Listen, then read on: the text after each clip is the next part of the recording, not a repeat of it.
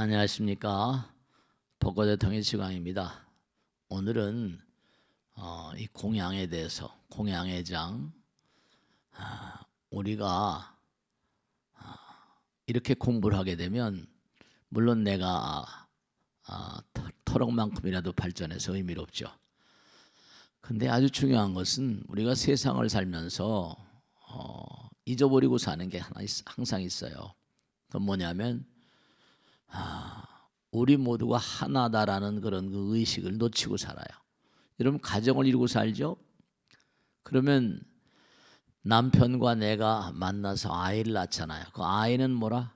하나가 되는 그런 그 산물이잖아요. 그러니까 우리가 잊지 않으셔야 될 게 뭐냐면 엄마가 이렇게 방에 앉아서 공부를 한다거나 혹은 경전을 사경을 한다거나 뭐 기도를 한다거나 그런 자세를 보여주면요 어떨 것 같아요? 아이들도 엄마가 공부하는데 참으로 묘한 것은 뭐냐면 엄마가 공부하니까 나도 공부해야지 그렇게 아이들이 그런 마음을 간다니까요. 모든 사람들은 그가 말하고 생각하고 행동하는 것이 그게 다 주변 사람들과 하나이기 때문에 고립되어 있는 존재는 아무도 없거든요. 그 옛날 말씀에 항상 그런 얘기 많이 하시잖아요. 애들 앞에서 냉수도 못 마신다고. 다 배운다는 거예요. 보고 듣고 배운다는 거예요. 그러니까 우리가 세상을 살면서 부부간이나 가족이나 이웃 일가 권속들이 전부 다 우리는 뭐죠? 말을 하고 살게 돼 있잖아요. 생각을 하고 행동을 하고. 그러면 그게 유형으로 무형으로 전부가 다 주변 사람들에게 영향력을 행사하게 돼 있어요. 그러니까 엄마 아버지가 대체로 우수한 그런 그 가정에서는 아이들도 엄마 아버지의 어떤 그런 자세가 있잖아요. 공부라는 게 뭐죠? 공부하는 습관이라거나 이런 모든 것들이 일조일석에 되는 게 아니거든요. 공부를 잘하려면 우선 반복을 해야 되고 외우고 암기해야 되고 또 연습도 해야 되고 시간도 걸리고 그게 어디 가는 게 아니에요. 그런 유전자가 다 몸과 마음에 만들어져 있기 때문에 여러분이 난 나이가 들었으니까 뭐 애 다 낳는데 그런 게 아니에요. 부처님 말씀대로 있는 뭐라 다시 또 어느 엄마 아버지 배를 타고 들어가야 되거든요. 끼리끼리 만나는 것이기 때문에 여러분이 금생에 좋은 유전자를 좋은 마음을 길러놔야지만 이제 다음 생에 또 좋은 엄마 아버지를 만나게 돼 있어요. 끼리끼리 만나는 거니까. 금생에도 왜 이렇게 우리가 부처님 공부를 하고 경전 속에서 이렇게 마음을 끊임없이 가다듬고 하는가 하면 그것이 색즉시공이니까 그것이 나를 만들고 내 마음을 만들고 나의 자세를 만듭니다. 그 지난번에 공부했죠, 그죠? 나의 병이 남의 병에 영향력을 행사하는 겁니다. 틀림이 없어요. 우리는 끊임없이 흘러가잖아. 유전한다. 우리 흐를 유자를 써요. 흘러간다. 그러니까 아들, 딸들이 전부 다 나로부터 흘러가는 거니까 항상 우리가 유념해야 될 게 나는 내가 아니라 뭐라 영원이다라는 걸 잊지 말아야죠. 그렇습니다. 우리가 세상을 살다 보면 정말 잊어버리고 사는 게 나 혼자만 줄 알아요. 나 혼자만 줄. 옛날에 노래도 뭐 나 혼자만이 그런 노래 옛날 어렸을 때 많이 부르던 그런 노래가 있었는데 나 혼자만이가 아니에요. 우린 더불어 살고 있습니다. 열악발고라고 그래서 부처님께서는 항상 기뻐도 뭐라 그런 얘기 하잖아요. 슬픔을 나누면 뭐라 반으로 줄고 기쁨을 나누면 어떻게죠? 배로 늘어난다고 그래요. 그죠? 다 이게 뭐냐? 하나의 어떤 그런 속성에서 나오는 겁니다. 우리는 하나예요.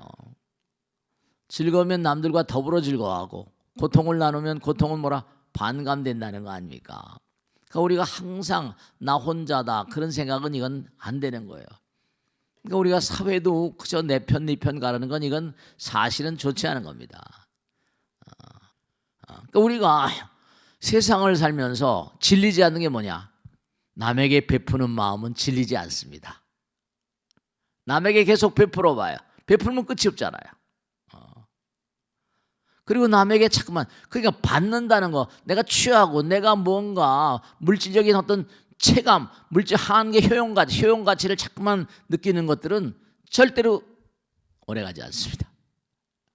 만족을 몰라요. 근데 부처님 말씀대로 너희들이 세상을 살아가면서 한 6가지 정도 이걸 취하지 않으면 안 된다는 게 뭐냐면 항상 베푸는 마음 속에 살아라. 두 번째로 끊임없이 뭐라? 많은 사람들에게 이로운 삶을 사는 거. 그 다음에 정말 우리가 삶을 살면서 사랑과 자비 같은 것도 마찬가지 베푸는 거. 근데 공부하는 거, 이 공부하는 것도 이게 끝이 없잖아요. 이 우주의 무량한 진리와 지혜, 공부를 끊임없이 하는 건 지혜를 끊임없이 닦아나가는 거죠. 부처님께서도 부처이라는 존재는 끝난 존재가 아니래요. 나보다 더 뭐라? 지혜를 닦기에, 베풀기에, 공덕을 쌓아가기에, 사랑과 자비하기에 정말로 나를 능가할 자가 없는 그런 자리가 부처님 자리라는 거예요. 우린 그 길을 가야 돼요. 부처님 말씀 자꾸 공부해봐요. 그럼 아들, 딸들이 공부를 잘하게 돼 있습니다. 내가 자꾸만 긍정적인 마음으로 살아가면 이게 참 중요한 거예요. 그러니까 제가 항상 드리는 말씀이 공부하길 좀 즐겨하라. 부처님 말씀 공부하길 즐겨하라. 네.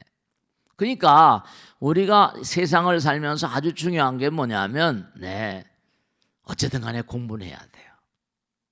왜냐하면 공부를 해야 발전이 있는 거죠. 아는 것이 힘이고.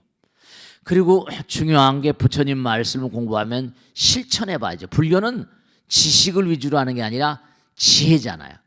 지혜는 자기가 체험해 봐야지 나오는 거예요. 지혜는 자기가 행해 봐야 돼. 불교는 실천이잖아요. 발심하고 발언하고 소원을 하고 맹세코 이루리다. 중생을 다 건져리다. 번뇌를 다 끊으리다. 법문을 다 배우리다. 불도를 다 이루리다. 맹세코 행하겠다는 거거든요. 맹세코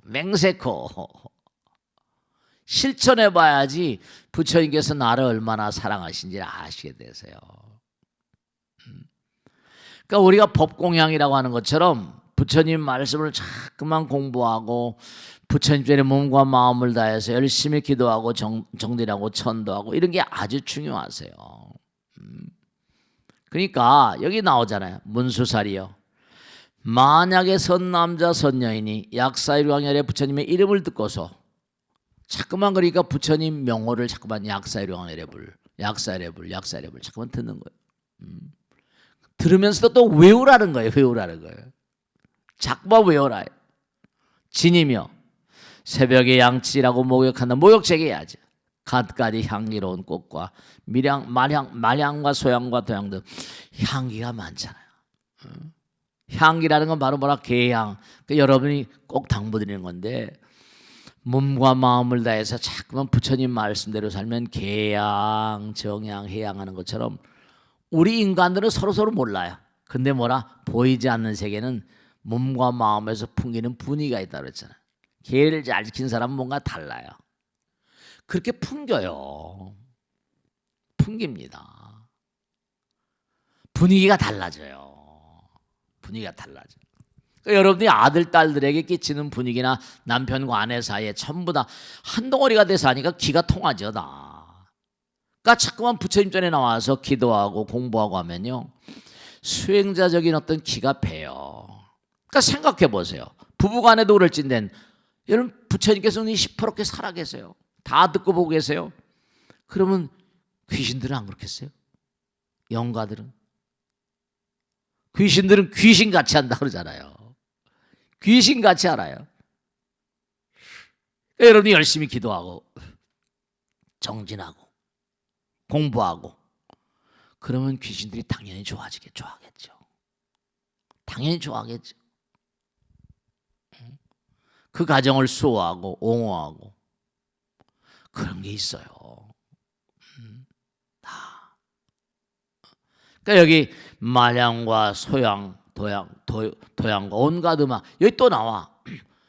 우리가 세상을 살면 세상에도 뭐 음악이 많잖아요. 뭐 폴카도 있고 왈츠도 있고 무슨 뭐 여러분 하나 제가 말씀드렸는데 보사노바라는 그런 리듬이 있거든요. 이 보사노바라는 리듬이 원래 뭐냐면 남미 사람들이 장례 지낼 때 둥둥둥둥 하는 그 장례 음악입니다. 거기서 재즈 음악 나왔죠. 원래 음악이라는 게 이게 왜 그럼 장례 음악에 그렇게 보사노바 같은 걸 튕기고 했냐? 다른 게 아니라 죽음이라는 건 서러워할 게 아니라 이승을 살다가 다른 차원으로 가는 거니까 좋은 데로 가십시오. 좋은 데로 가시라 이거예요. 괴롭고 힘든 고통의 세상을 떠나서 좋은 데로 가시라. 그러니까 음악이라는 게 살아있는 세계도 음악이 필요하지만 영혼들의 세계도 이 음악이 있습니다. 아니 여기서도 뭐 미술 같은 거 가르치잖아요. 학교 다닐 때 그죠? 미술, 음악 다 가르치죠?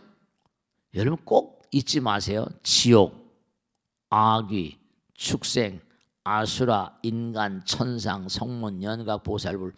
우리가 부처님 되기 전까지는 부처님 계신 곳 장엄 정멸궁이라고 그러잖아요. 정멸보궁.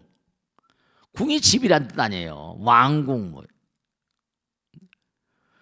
그러니까 지옥 중생들은 지옥 중생들 사는 집이 있어요. 우린 여기 이렇게 뭐 콘크리트로 짓는 집이지만 그들이 사는 세계는 차원이 달라요. 또 우리들이 사는 세계하고는 차원이 다르다고. 그들도 그들 나름대로 모여 살아요. 거기 살면서 계속 또 어떤 형태로건 간에 고통스러운, 여기는 그래도 인간 세계가 그만그만 하지만 지옥이라거나 악이. 여러분 보세요. 밀림에 사는 무슨 맹수들도 다 뭐라 자기 집이 있어 없어요? 새들도 둥우리를 짓잖아요. 그 나무 등거리에다 나무 가지 갖다가 잡자. 이 뒷산에 가면 새들 집이 많이 있어요. 둥우리가 다양. 보금자리 있잖아요. 지옥 중생, 악의 중생 다 자기들끼리 만나서 다 모여서 살아요. 우리가 사는 세상과 다만 어떤 차원이 다를 뿐이지. 그러니까 그들 세계는 음악이 없겠어요? 그들 세계는 무슨 예술이 없겠습니까? 아니에요. 스님, 지옥 중생들은 예술이 있겠습니까? 여러분들 잘 모르시죠. 근데 그들도 삶을 살다가 아무리 고통스럽다 하더라도 그들도 아름다움을 모를까요? 고통 가운데서. 좀 더티하게 살고 부정적으로 살았으니까 지옥이라고 말하고 깜깜한 세계라고 말하지만 그들도 아름다움을 알아요. 퍼센테이지는 작을지 모르겠지만. 그 여기 다 나오잖아요. 향기 같은 거. 꽃과 향, 차례차례 양치질하고 목욕하고 깨끗해지라 이거죠. 꽃과 향과 음악. 부처님 전에 다 공양하는 거예요. 그 영가님들께도 다 공양하는 거예요. 이게 쇼가 아니에요. 피리 벌고. 여러분 지금은 잘 모르시겠다. 여러 가지 안타까운데 제가 어렸을 때는 동네 누가 돌아가시잖아요. 상여 아세요? 상여? 네, 상여 나갑니다. 그러면서 그 저승 가는 그런 영가들 마중 전부 다 안내하는 그 곡을 해요. 곡을 합니다. 네, 우리 스님들이 하는 게 전부가 다 그게 예전부터 다 나오는 것들이에요. 약사유리강열애 부처님께 공양하면 이게 다 공양입니다. 음성 공양이라고 하기도 하고, 네, 전부 다 음악으로 공양하기도 하고. 네, 그렇습니다. 그리고 그 다음에 이 경전을 약사유리강열애 부처님이 약사유리 본원경 경전을 자기가 직접 쓰거나 혹은 남을 시켜 쓰게 하거나 한 등 한결같은 마음으로 받아지고 그 이치를 들으라. 그러니까 약사유리강열애 제가 이제 사경집 다 나눠드렸죠. 사경집을 쓰세요. 자꾸만. 그래서 사경집을 자꾸만 쓰시고 외우고 하나둘이 말이죠. 우리가 사는 세계. 그래서 직접 쓰거나 혹은 남을 시켜 쓰게 하거나 하는 등 한결같은 마음으로 받아지고 그 이치를 들으라. 그래요. 또한 이 경전을 설하는 법사에게도 마땅히 공양하되 필요한 일체 공양물을 다 보시하여 모자람이 없도록 한다면 약사유리강열애 부처님의 옹호하심을 힘입어 소원이 원만히 이루어지고 마침내 보리를 성취하게 되느니라. 그러니까 여러분들이 세상을 살면서 이런 게 있잖아요. 부처님께서 하신 말씀이에요. 내가 그 아나율존자와의 대화가 있잖아요. 항상 드린 말씀이죠. 아나율존자가 눈이 멀어가지고 너무 수행 열심히 하다 보니 눈이 멀었어요. 그래서 제가 여러 번 말씀드리죠. 그 천이 가사가 해지니까 바늘길 꺼야 되는데 눈이 멀어 바늘길 못 끄는 거예요. 누군가 대아란 아나율의 바늘길 꿰주면 큰 공덕을 지을 것이다. 그랬더니 눈이 멀었으니까 볼 수 없어서 이렇게 있는데 누가 뭐라 턱 바늘을 내라. 보니까 부처님이에요. 세존이시여, 저는 공덕을 짓기를 원하는 사람이 있으면 내 아나율의 바늘길 꿰주면 큰 공덕을 진다고 했습니다. 세존이시여, 당신은 정말로 부처님 되신 분, 성불하신 분, 무엇이도 부족하십니까? 그랬더니 저는 공덕을 짓기를 원하는 사람이 있으면 제 바늘길 꿰달라고 한 겁니다. 그랬더니 아나율아, 너는 나를 잘 모르는구나. 나는 공덕을 지으면 안 되냐? 나는 공덕을 더 지면 안 되겠냐? 그러면서 하신 말씀이 유명한 말씀이십니다. 부처가 되었다 하더라도 부처란 존재는 영원한 존재이기 때문에 베풀매 공덕의 끝이 없나니라. 지금 부처님께서도 지금도 계속 공덕을 짓고 해서 우리가 계속 부처님 전에 공덕을 지니까, 부처님 전에 빌어대니까. 두 번째, 부처가 된다 하더라도 이 우주의 무진장한 지혜는 한도 끝도 없나니라. 지혜를 갈고 닦기에 한도 끝도 없는 그런 이 우주의 지혜가 얼마나 기가 막혔냐. 한도 끝도 없는데 지혜를 닦기에 한도 끝도 없는 자리, 그 자리가 부처님 자리라. 중생을 제도하는데 무량한 중생이 있는데 중생을 다 건져내다 우리 중생을 건져는데 한도 끝도 없지 않냐. 설법을 하는데 8만 4천 무진법장 부처님께서 계속 돌아가실 때까지 말씀하셨거든요. 설법을 하는데 끝이 없는 습이. 그 부처님께서 항상, 제가 항상 드린 말씀이에요. 저 같은 중은 뭐 별 볼일 없는데 항상 법회하고 할 때마다 법회 이렇게 해서 녹음해서 듣고 보면 전 내 소리가 아닌 것 같은데 부처님께서 항상 도와주신 걸 느껴요. 줄줄줄줄. 그러니까 부처님께서 항상 그릇에 담아주신다고 그랬거든요. 그러니까 체험해 보신 분은 아세요. 부처님께서 하신 말, 나보다도 나는 공덕을 지으면 안 되냐 이랬다는 거예요. 나는 지혜를 닦으면 안 되냐. 부처님이란 존재는 무한한 그런 설법을 하시는 분인데 끝난 자리가 아니니라. 끝이 있으면 뭐라, 끝이 있으면 영원히 아니지.